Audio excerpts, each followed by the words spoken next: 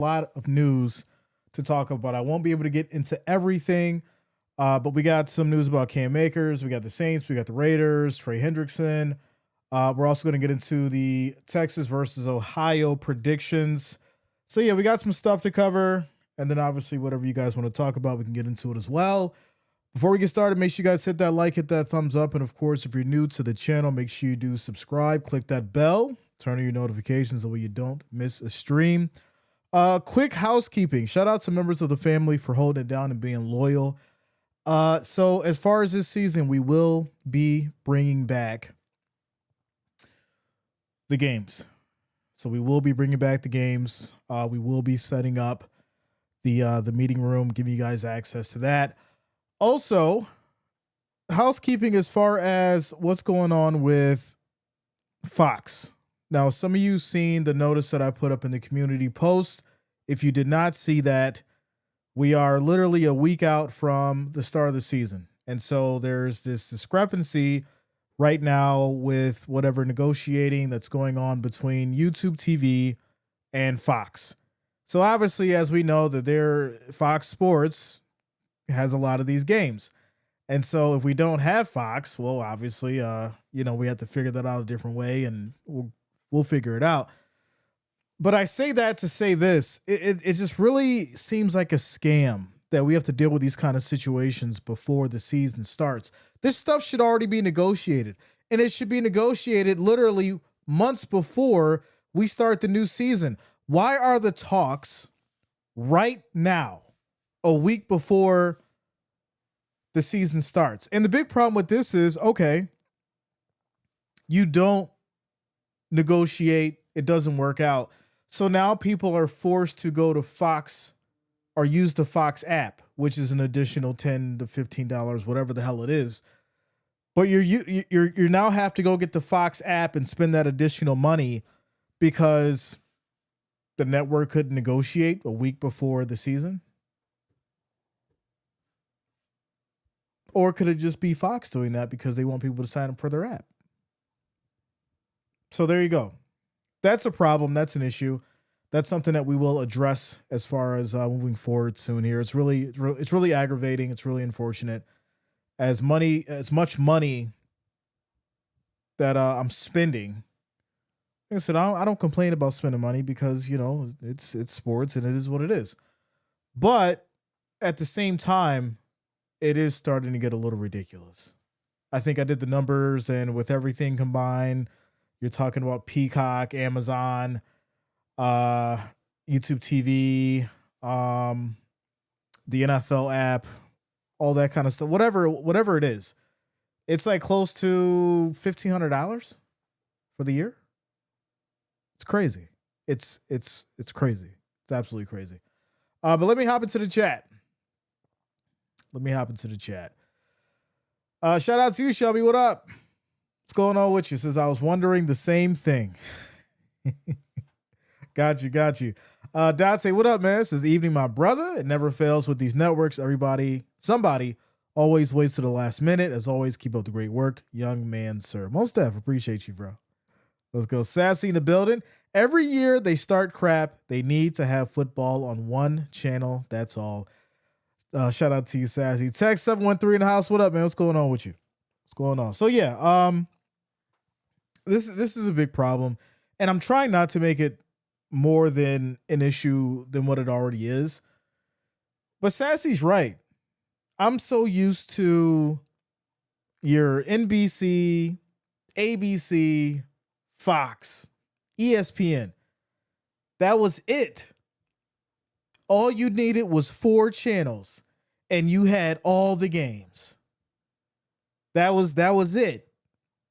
Your Monday night was set, your Thursday night was set, and your Sunday all day was set based on your region, right?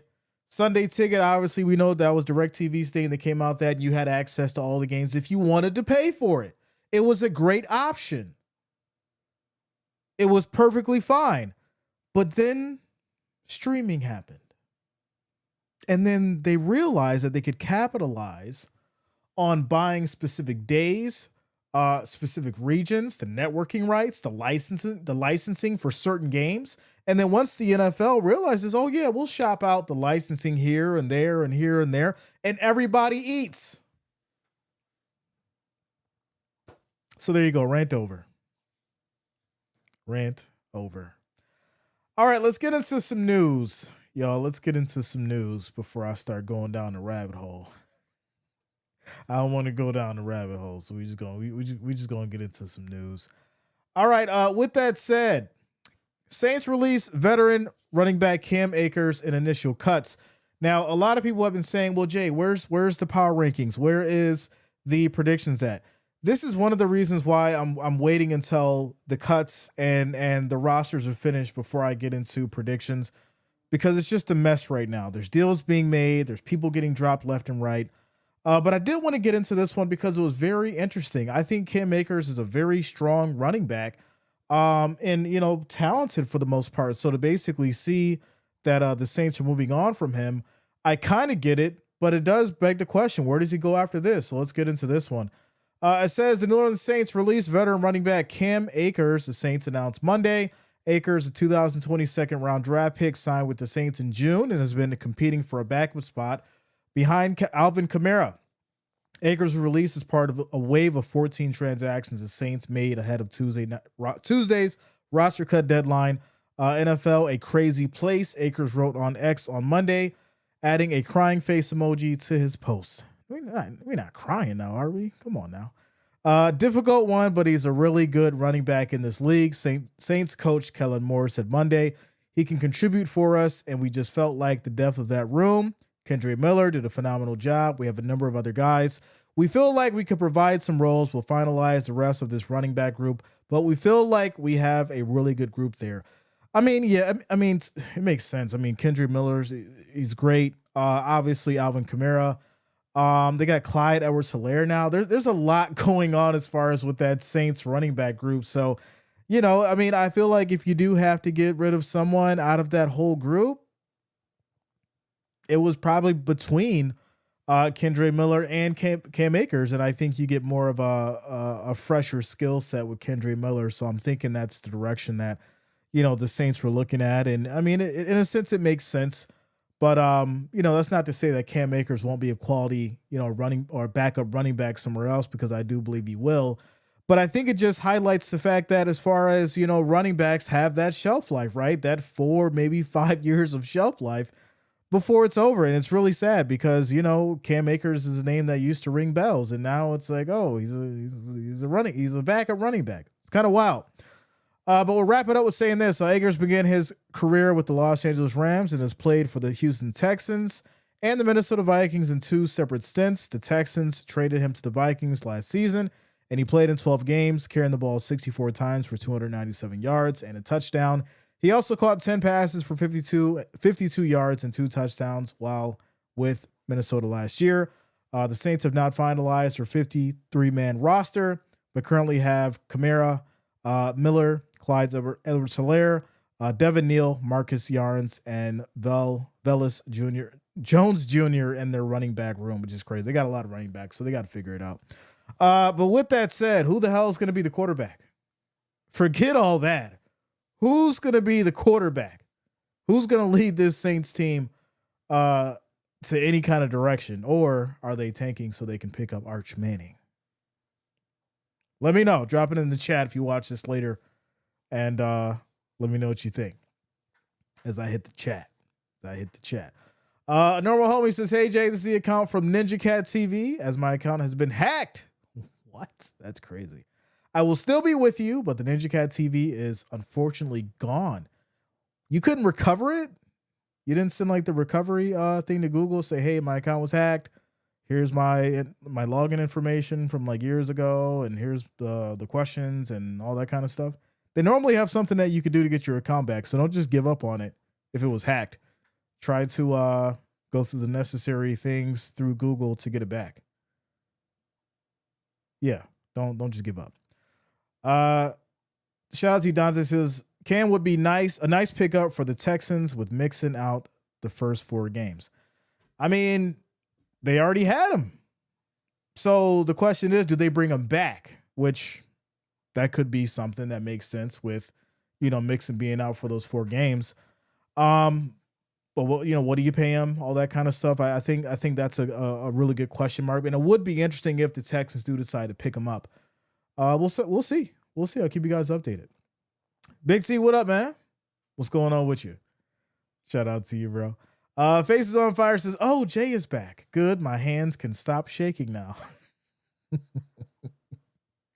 You good? I'm good. We good. Shout out to you, Big T. I have tried multiple ways, but none of them worked. That's crazy. Listen, I've had my account since 2006. Knock on wood. I've had some emails. Quick disclaimer, never click on emails. Just never do it. I've had people send emails. I'm not going to say why I don't care about them doing certain things, because they can't get into certain things because of the way certain things are set up. If you can read between the lines, but I get emails sent all the time that are definitely scams that I know are scams. And if I was to click on it, they would have access, but they wouldn't have access to this. So just a thought, for the people that want to be a little bit more secure when it comes to that kind of stuff. Never use your main email that you would use for something important. Use a dummy. There you go. Shout out to Tyler, says, "What up? Glad to see you, man. I got married July 25th. We all good, man. Hope all your family is well. Football is back. Go Broncos." Shout out to you, Tyler. Got married. Congratulations, man. I love to hear it. Congratulations are in order. Man, may you have a great marriage. Man, there's so much that can be said about that. Don't worry about the negatives, right? Focus on the positives. Work through the things that you can. Have good communication, right?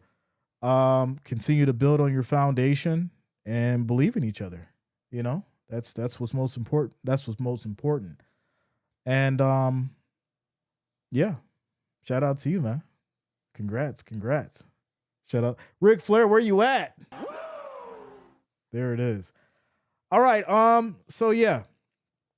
Out of last year's college football teams, who do you think will make it back? Man, listen, it's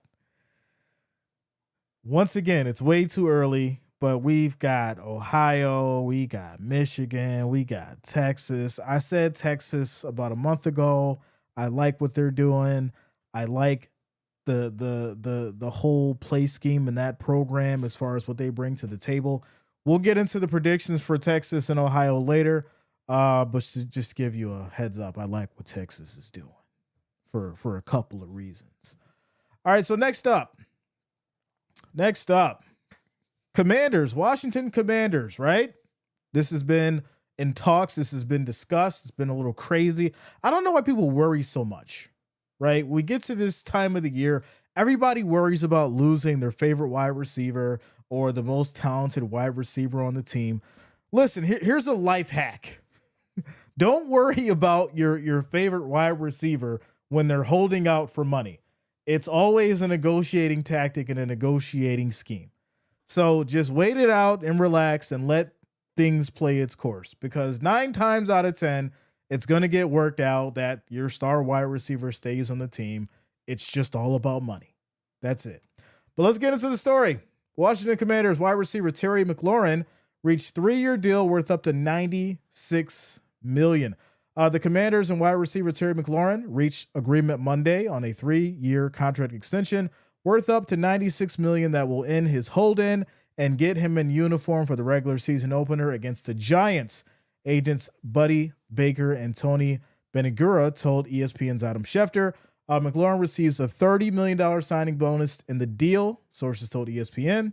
McLaurin and the Commanders front office have been at odds ever since his values since talks began early this offseason. By getting the deal done now, the Commanders will retain their most their most consistent offensive player since he arrived at the 3rd-round pick in 2019. I don't know why I wanted to say non-consistent, because McLaurin's very consistent. McLaurin, coming off his 2nd Pro Bowl appearance, has surpassed 1,000 yards for 5 consecutive seasons. He had hoped that would result in a speedy extension, but that did not come, and McLaurin expressed deep frustration. During a 30-minute news conference July 15th, he did not report to camp a week later and was fined for missing the first 4 days, a total of $200,000. Imagine this being like fined like 200 grand, right? You're fined 200 grand just because you didn't show up to work for 4 days, but it's all good because you know you got 30 million coming, and you're like, yeah, there's that. Take that little money. Just take that little money. He already had been fined $104,768 for missing the mandatory 3-day minicamp in June. But after reporting, McLaurin was placed on the physically unable to perform list with an ankle injury the team said had occurred late in the season. He was able to participate in voluntary workouts in the spring before skipping the OTA practice and minicamp. He was activated from the PUP list August 16th. So there you go.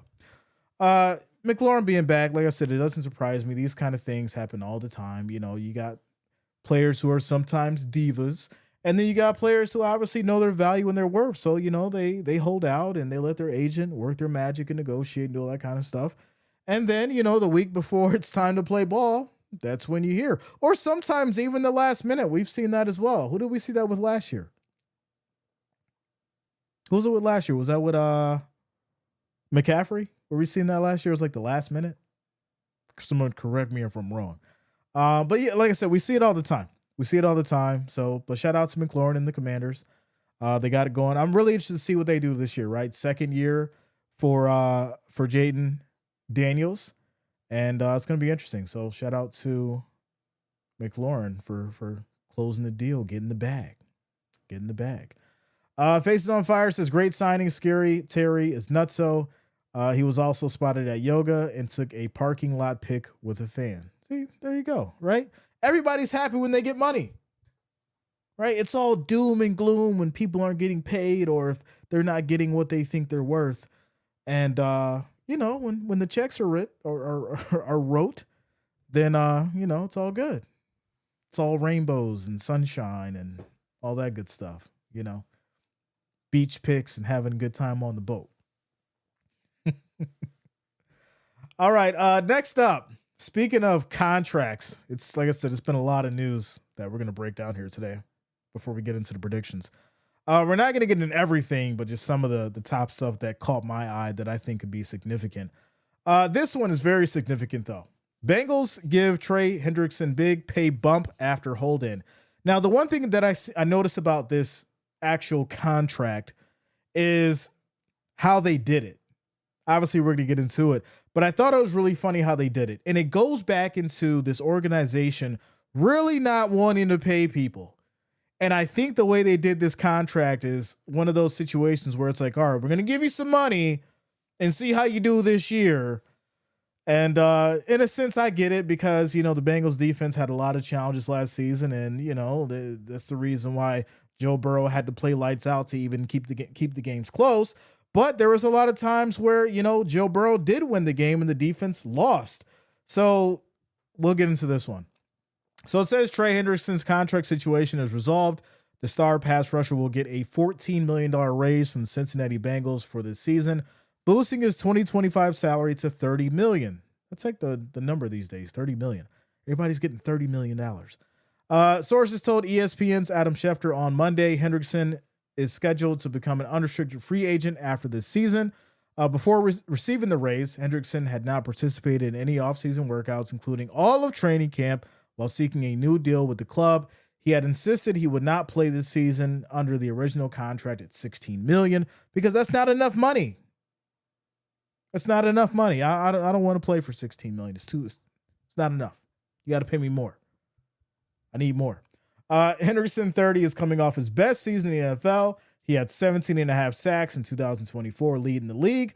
Hendrickson also was named to the Associated Press All-Pro team and reached the Pro Bowl for the 4th straight season. He also had 17.5 sacks in the 2023 season. It's the 3rd significant deal the Bengals made this offseason in an effort to maintain their roster In March, Cincinnati signed wide receivers Jamar Chase and T. Higgins to significant extensions. Chase signed a 4-year deal worth $161 million, compromising the highest average annual salary for a non-quarterback league history at the time. Higgins signed a 3-year deal worth $115 million. So, the reason why this is important is because we know the Bengals have had their issues and struggle with defense. And so at this point, they had to pay the man because guess what? Someone else would. Someone else has got $30 million that they could have spent on Trey Hendrickson. They would have made it happen. So it's really sad because the Bengals are just a franchise that is known for not wanting to spend money. They blew the bag on Joe Burrow. They blew the bag on Jamar Chase. They blew the bag on T. Higgins. You need to invest in some money invest in your defense. Spend some money on the defense. So there it is. We'll see what happens. We will see what happens. Before we get to the next one, he said, look at that jawline. Look at that jawline. Before we get to the next one, make sure you guys hit that like, hit that thumbs up as we keep it going. Shout out to the Wrench Gang and the family. Next up, my man Amari Cooper, y'all. Amari Cooper, right? Raiders, Cowboys. Where'd he go after the Cowboys? The Bills, right? Right? Let me know if I'm missing the team. Raiders, Cowboys, and then the Bills. So yeah, he's back. He's back home. Veteran wide receiver Amari Cooper reunites with the Raiders. Let's get into this one. The Las Vegas Raiders are signing free agent wide receiver Amari Cooper to a 1-year deal, a source told ESPN's Adam Schefter on Monday. Cooper, 31, returns to the organization that drafted him 4th overall in 2015 when the team was based in Oakland, taking it way back. We talking like 10 years, y'all. Crazy. Side note, isn't it crazy to say that 10 years ago was 2015? Dang. Shout out to you, Angela. Says in 52 career games with the Silver and Black, Cooper totaled 225 catches for 3,183 yards and 19 touchdowns. He surpassed 1,000 yards in his first 2 seasons. Cooper was traded by the Raiders to the Dallas Cowboys during the 2018 season. The Cowboys then traded him to the Cleveland Browns. That's right. I always forget about that. And that's because Cleveland Browns is such a forgettable franchise. Yes, I said it, and I'm sorry. That's been the truth. Don't get mad at me. Don't fight me for it. You know what I'm speaking is facts. They've just became a little bit more in the spotlight because of obviously the situation going on with Sanders. But even when Deshaun Watson came there and we seen what happened, it was just the Cleveland Browns is just not there yet. So we'll just leave it at that. But anyways, obviously he went to the Cleveland Browns, and then went to the Bills, right? So for me, I think Amari Cooper was one of those quarterbacks that really just kept his head down, minded his business, and played the game. And that's one of the things that I really respected about him. You didn't really hear too much nonsense from him. He wasn't a locker room cancer like most wide receivers are. So, him heading back home, I think this works out for the Raiders because there's now issues with Jacoby Myers, who we're going to get into next. Cooper rejoins the Raiders after Jacoby Myers requested a trade amid contract disputes. According to a source, Myers wants a new contract as he enters the final year of his deal and doesn't have any guaranteed money remaining. The Raiders have no plans to trade the 28-year-old pass catcher. Myers is coming off a career year in which he totaled 1,027 yards and 4 touchdowns and 87 catches. Meanwhile, Trey Tucker had 47 receptions for 539 yards. Outside of Myers and Tucker, the Raiders' depth at wideout is questionable. Very questionable. I mean, obviously you got Brock Bowers. He's a tight end, though, so that's a whole different animal. The wide receiver core needs to remain intact, right? I like Myers. I like Tucker. You bring over Cooper. You got something that you can work with. And, Geno can possibly get busy with that wide receiver core. But with that said, let's get into the depth chart just to see exactly what's going on over there at wide receiver. So we got Deontay Thornton and Tommy Malott. Jack Beck, obviously, who's a strong second, and then Justin Shorter, Alex Bakeman, and then Shedrick Jackson. So yeah, like it says, it's questionable at most. But for your stars or for your veterans, right? Jacoby Myers, Amari Cooper, Trey Tucker, right? Jack Beck, I think he's strong when he needs to, get in the rotation. And obviously you know what you get with Brock Bowers and Ashton Jinsey. So yeah, for the most part, I think the Raiders are in a good spot. I'm excited to see what they're going to do this season. But you got to figure out Myers, right? I think you got to pay the man. You got to give him what he wants. Restructure his contract, do whatever you need to do. Because at the end of the day, if you lose Myers, you're now way worse, not just worse, way worse than what you were. So there you go. Brock Bowers is going to eat so many targets. It's fine, man.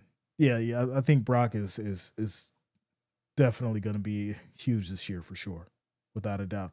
I like Bowers in college. He did a big thing for Georgia, and I think he was physical, great yak.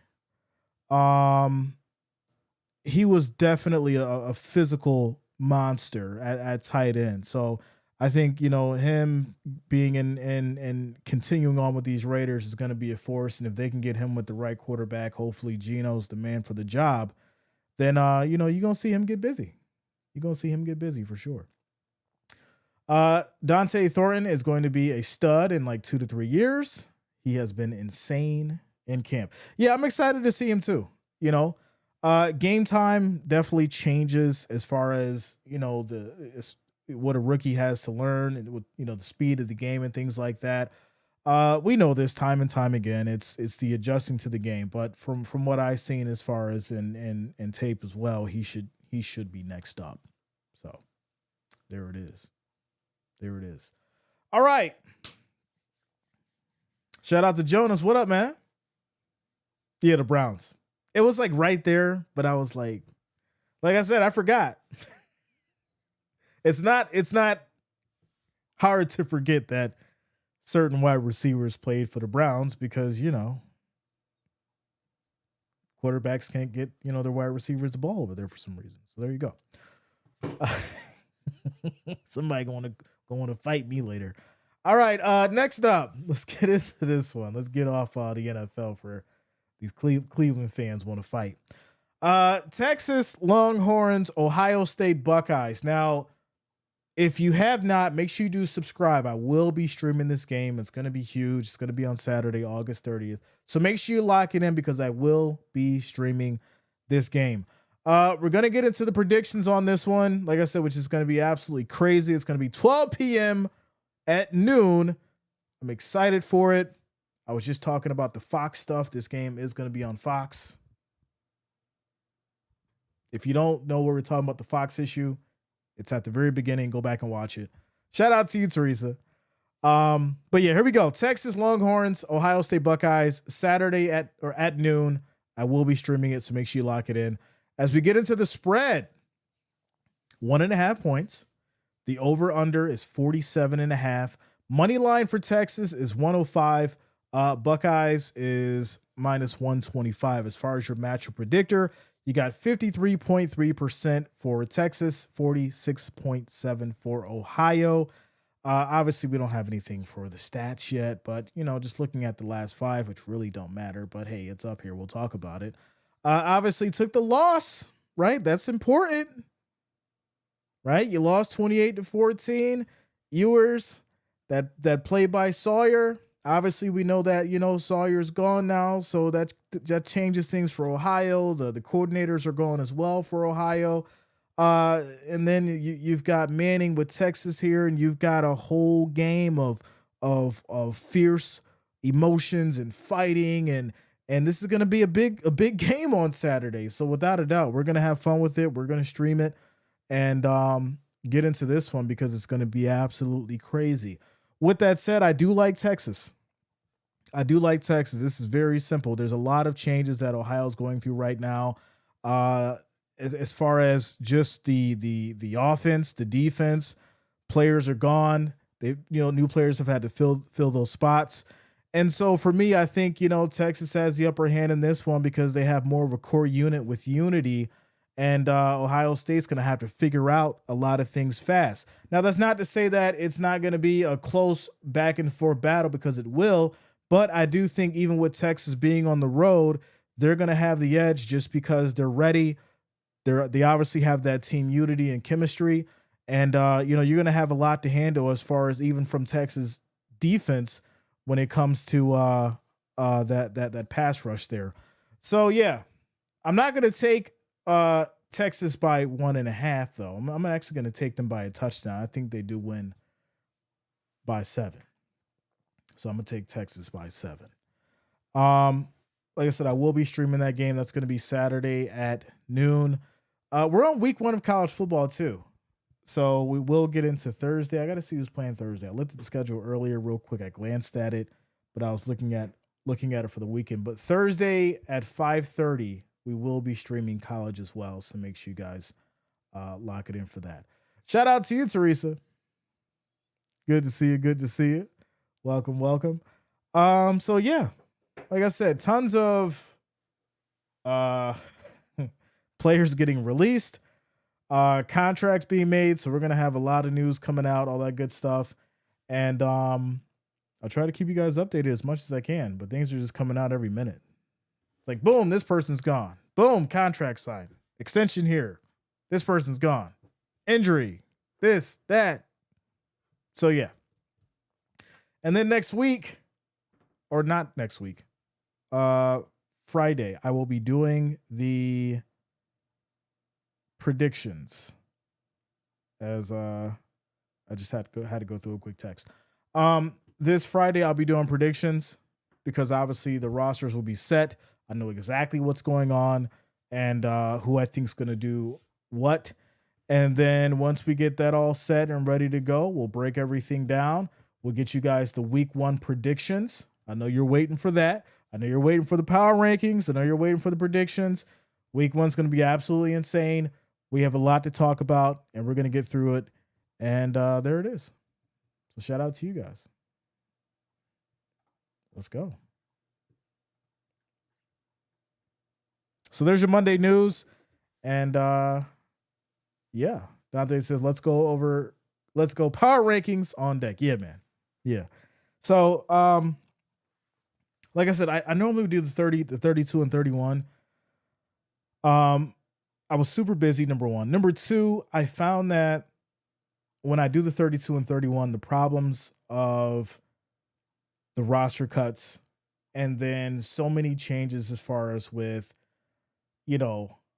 injuries and all that kind of stuff that happens during camp, doing it in July is way too early. I think doing it this way, I'll be a lot more accurate. And I think it'll be less of a hassle as far as putting it together because it's just by a week by week basis. So roster cuts will be done. Cuts will be done tomorrow. Obviously, we'll have more news to get out. And then, like I said, Friday, I'll be doing power rankings as well as predictions. So make sure you guys lock it in. And then Saturday, we got Texas and Ohio.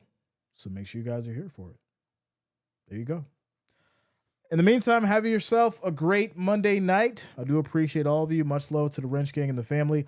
Oh, like I said earlier, if you did miss it, for members of the family, we will be bringing back the games. I feel like that's really important to bring back up. We will be bringing back the games. So make sure you lock it in. I've already got it ready to go, set for this season. So there you go. All right, y'all. Have a good Monday night. Peace out.